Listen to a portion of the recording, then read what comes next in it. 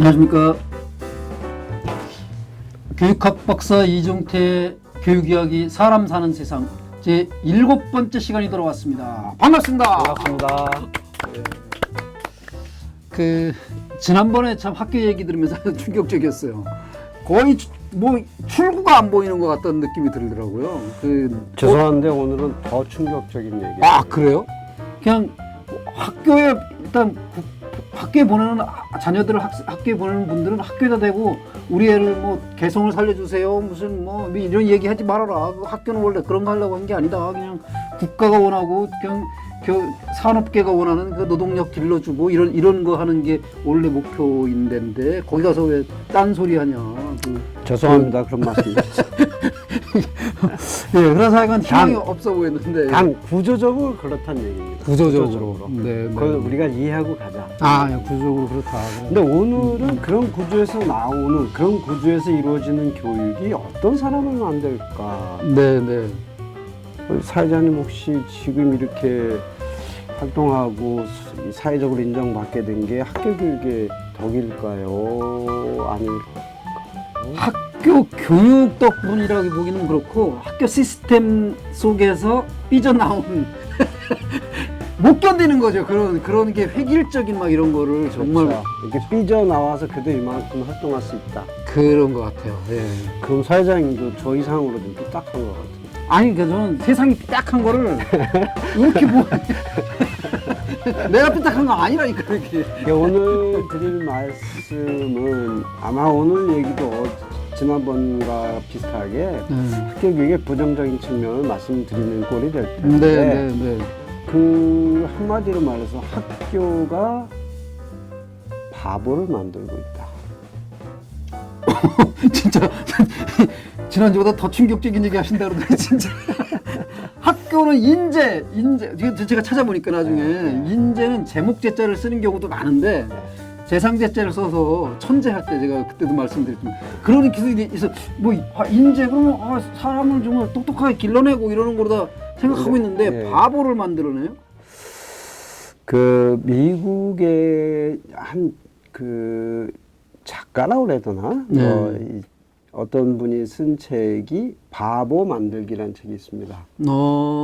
이게 우리나라에서 처음 번역된 거는 90년대 번역이 됐는데, 이제 이게 또 출판사를 바꿔가면서 아직도 이제 그 베스트셀러까지는 아니지만 하여튼 스테디셀러로 남아 있습니다. 네.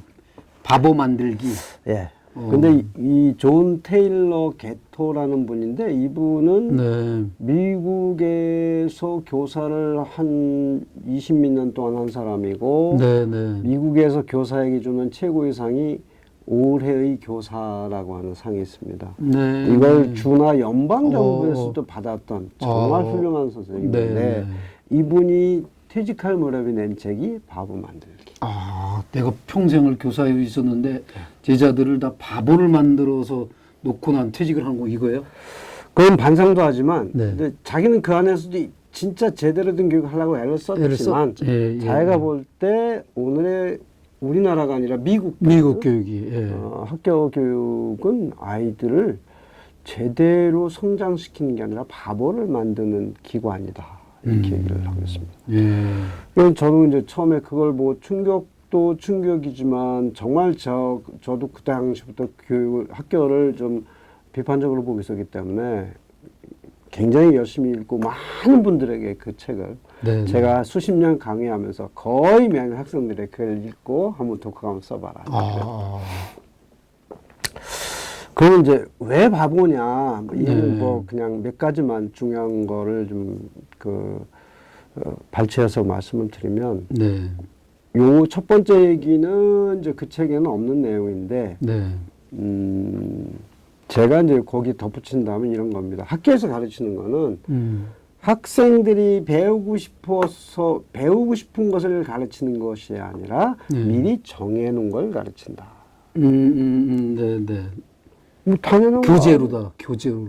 당연한 거 아닌가 그렇게 할 수도 있는데 혹시 여러분 중에 그 책 기억나는 분이 있나요? 영혼을 위한 닭고기 수프. 영혼을 위한 닭고기 스프? 네. 그 책 제목이에요? 네. 저는 못 들어봤어요. 그 세계적인 베스트셀러. 그래요? 그 아주 그 잔잔하고 감동적인 얘기가 많은데 그 중에 한 소년이라는 제목의 글을 보면 이렇습니다. 아주 어린 아이가 네네. 이제 좀 나이가 차서 학교를 가게 됐어요. 그래서 막 신나게 학교를 갑니다. 네. 첫 시간 딱 그 선생님 오더니 오늘 첫 시간에는 그림을 그리겠어요. 네. 좋지. 그러면서 자기가 막 이제 크레파스로 그림을 그렸는데 네네. 선생님이 갑자기 교탁을 딱 치면서 아니 잠깐 아직은 아니에요. 내가 어떻게 그리는지 가르쳐 드릴게요. 그 칠판에다가 빨간 꽃에 파란 잎을 가진 꽃을 그렸어요. 그리고 자 됐어요. 이제 한번 그려보세요. 이대로 그려보세요.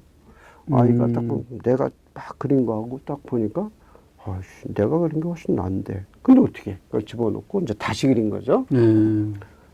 또 며칠 후에 또 두 번째 학교 갔는데 오늘은 만들기를 하겠어요.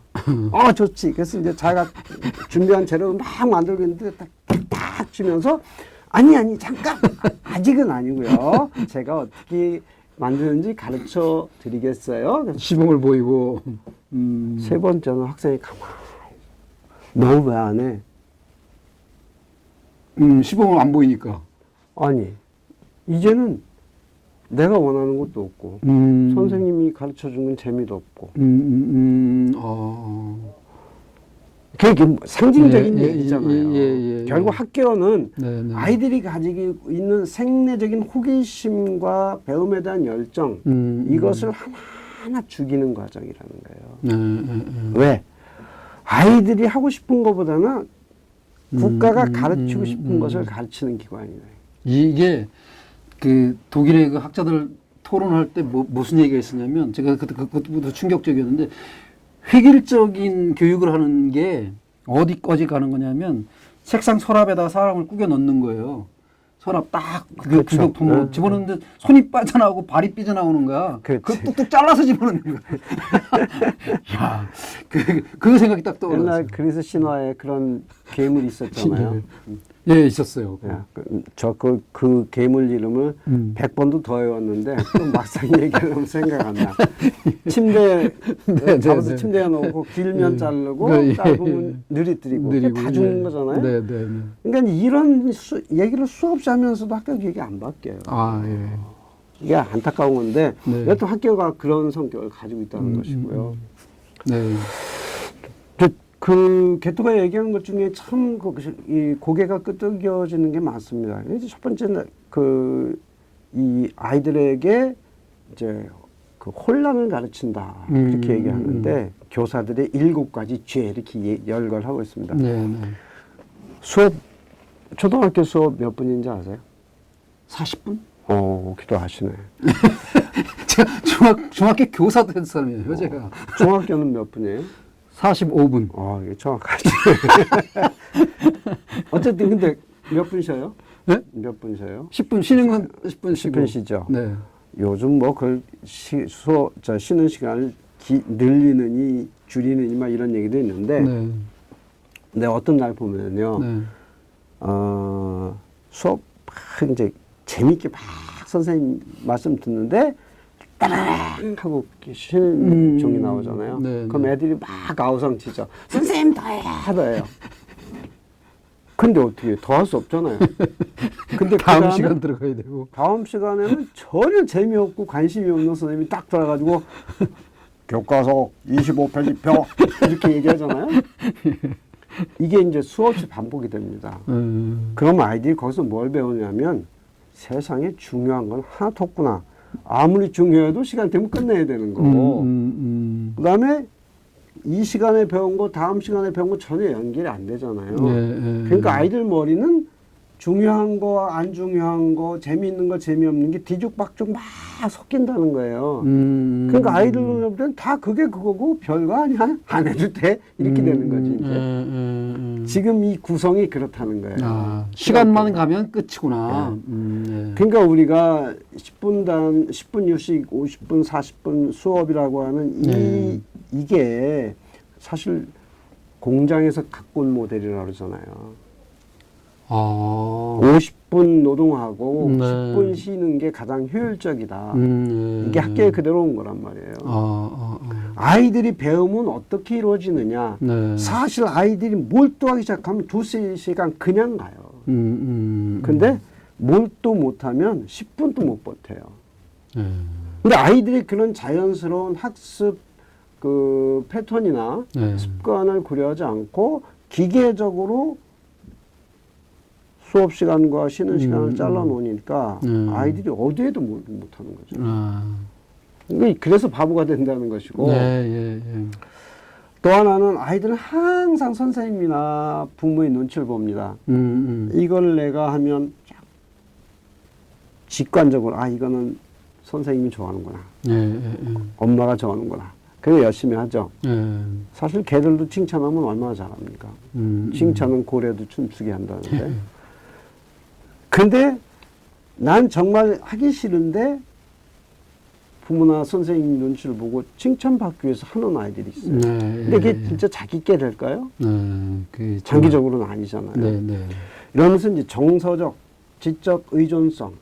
지적으로도 마찬가지예요. 내가 뭘 안다, 모른다를 아이들은 내가 체험을 하거나 실험을 하거나 확실히 책을 읽거나 해서 내 걸로 해서 아는 것이 아니라 그냥 이게 옳다고 하니까 아는 것이고 그렇게 써야 시험지에서 동그라미에 점수를 받으니까 그렇게 하는 거잖아요. 그러니까는 정말 확실한 내 지식을 갖는 것이 아니라 부모나 선생님의 눈치를 보고 이렇게 하는 것이 맞는다고 인정받으니까 칭찬받겠구나 해서 아는 거예요. 지적 정서적으로 의존성을 이제 교실에서 가르친다는 거고요. 그 말씀 들으면서 브레히트가 그 쓴 글 중에 상어가 사람이라면이라는 시가 있어요. 조금. 상어도 사람이라면 학교 하나 만들어가지고 거기서 조금 물고기들한테 이것저것 가르칠 거래요. 그 중에 기억나는 게 그 지리를 가르칠 거라는 거예요. 그 물고기들한테 상어가. 자기가 입을 딱 벌리고 누워 있는데 여기를 어떻게 찾아 들어오는지 그걸 가르칠 거래요. 그리고 미술을 가르칠 건데 여기 안에가 물고기들이 놀기 가장 좋은 아늑한 곳이라고 다 여기가 너무 화려하게 그려놓을 거라는 거예요. 여기 그런 식의 얘기를 하는 게 기억이 났어요. 그러니까 오늘날의 학교 교육이 뭐 어쨌든 지식사회 한참 번질 얘기지만 아이들에게 무엇을 가르치고 무엇을 안 가르치느냐 하는 것이 결국 그 아이들이 나중에 성인이 돼서 누구에게 유리하게 행동하고 또 생각하게 만들 거냐 이것으로 보이지 않는 손들이 다 만들어 놓은 거다 이런 얘기가 있어요. 음모론이기도 하지만 그 얘기하고 똑같네요. 근데 이 개토가 얘기하는 것 중에 하나가 이제 숨을 곳이 없다 이런 제목의 그 부분이 있는데 아이들이 끊임없이 감시당한다는 거죠. 숙제는 그 감시의 그 손길을 집안에까지 이제 펼치는 그런 거다고까지 얘기를 합니다. 사실 이제 뭐 숙제 아이들이 집에 가서 공부해서 더 성장하게 만드는 거지 뭐 그렇게까지 보느냐라고 볼 수도 있지만 여하튼 학교에서 아이들을 통제하고 감시하고 뭐 이렇게 하는 모든 것들이 사실은 아이들이 자신이 원하는 것 또 자기가 가치 있다고 생각하는 쪽으로 발전하기보다는 주어진 네모난 교실 이 사회의 어떤 규율 속에서 그냥 사회가 원하는 국가가 원하는 대로 이제 성장하기를 바라는 이제 그런 교육이라는 그런 한계가 있고요. 지금 아까 뭐 그 상어 학교 얘기도 얘기했지만 아까 말씀드린 그 영혼을 위한 닭고기 수퍼에 보면 동물 학교라는 게 나오는데 그거 많이 나와요. 또 습식 동물들이 야 우리 기념비적인 일을 하나 하겠어. 그래서 학교를 세운다. 교육과정 수영, 나무 기어오르기, 달리기, 날기 이제 이런 것들을 쭉 해놨어요. 동물들을 다 모았습니다. 거기서 제일 잘한 1등을 누가 했을까요? 뱀장어가 했대요. 이것도 조그마고 저것도 조그마고 다람쥐는 나무 기가 막히게 잘 오는데 수영 못 하잖아요. 독수리는 기가 막히게 나는데 있을 때마다 이렇게 펄럭거리면 맨날 옆에 더 맞으니까 맨 학교에서 기한만 벌만 받았대요. 그게 다 바보가 됐다는 거예요. 굉장히 우화적이지. 예, 그러네요. 정말. 하여튼 네, 뭐 네, 네. 우리 학교를 이게 구글 이미지 보면요, 네. 그거에 관한 이미지가 아주 다양하게 굉장히 많이 나옵니다. 네네. 꼭 읽어봐야 되겠네요. 네. 네네. 그래서 이처럼 우리 학교가 정말 아이들을 개성에 맞게 창의성을 기르고 이 사회에서 정말 유능한 사람으로 이렇게 키우는 것이 아니라 우리 사회에서 흔히 붕어빵을 기르는 교육 이렇게 얘기하잖아요. 네네. 획일화된 교육을 얘기하는 건데 우리는 그냥 재미있으라고 붕어빵 교육이라고 얘기하는 정말 비극적인 거예요. 그렇죠. 아이들이 태어나면서부터 굉장히 뭐가 달라도 다르고 정말 이 그 잠재력을 보면 어느 방향으로든 정말 천재가 될 수도 있고 굉장히 좀 독특한 자기 나름의 빛깔을 낼 수 있는 아이들인데 우리가 이 내문학교 시절에 집어넣고 국가교육과정이라고 하는 엄청난 그 압축기로 아이들을 하나하나 그냥 똑같은 인간으로 찍어내는 이런 현실. 그러면서 아이들이 가장 아픈 거는 뭐냐면 정말 뭔가 새로운 거에 대한 그 호기심, 그래서 뭔가 배워야 되겠다. 네. 더 열심히 내가 노력해야 되겠다는 생각보다는 모든 것이 타율적으로 부과되는 상황에서 아이, 자, 하기 싫다, 안 할래. 아이, 뭐, 거기서 거기겠지. 네. 이런 생각을 가지면서 결국은 21세기라고 하는 거는 어떻게든지 지난번에 이제 나침반을 아니면 이제 내비게이션을 말씀드렸지만 네네. 불확실성이 높아가는 세상에서 그걸 이길 수 있는 힘은 내가 스스로 호기심을 갖고 끊임없이 새로운 것을 찾아서 내가 살 길을 찾는 건데 예, 그 예. 생내적인 관심과 에너지를 고갈시켜버리는 것이 오늘날의 학교다. 네. 그래서 참 이대로 가면 안 되겠잖아요. 네, 그래서 네. 이제 학교를 바꿔야죠. 네네. 어떻게 바꿀까요? 그런 얘기는 나중에. 예, 그렇게. 나중에 지금 제가 학교에 관련해서 학교가 뭐냐는 얘기를 한 2주에 걸쳐서 했는데 아주 정말 충격적이네요. 예, 그 실제로 특성을 정확하게 얘기해 주신 거고, 그런 점에서 이거 이제 이렇게 너무 절망적인 상태로 해서 이 방송을 끝내는 거는 좀 그러니까 이제 그래도 뭔가 희망이 있다고 보여주는 가능성을 이제 다음 주부터 이렇게 좀 만들어 나가고 좀 모색해봤으면 좋겠어요. 어둠이 깊으면 네. 새벽이 온다고. 네. 예.